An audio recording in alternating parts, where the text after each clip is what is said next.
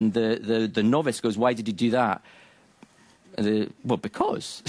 Yeah, so, and this is a problem. This was the Marshall, this is the Eastern philosophy version of it. Of course, because we're in the West, we can do everything better. Back in the 60s, the Dreyfus brothers came along and they decided to go for a 5-level learning, a skills acquisition model.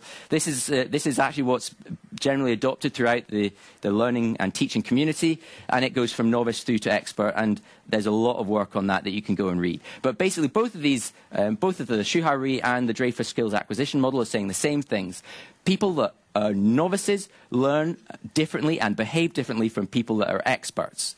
And the people that have been contributing to the TDD is dead discussion are all experts in general, and they're talking to different constituencies. So Uncle Bob generally talks to new adopters, to novices, to people that are learning the skills.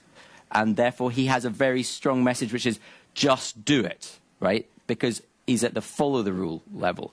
And a lot of the other people, Ian Cooper, Dan North, are talking to advanced or expert practitioners. They're saying, you don't always need to do it. If it doesn't deliver value, don't do it. Break the rule. Be the rule.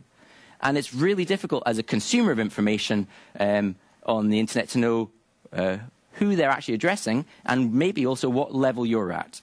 Because there's another sociological effect called the Dunning-Kruger effect. And the Dunning-Kruger effect says that novices often rate themselves higher at a skill than they ought to, and experts often rate themselves lower on the skill than they ought to.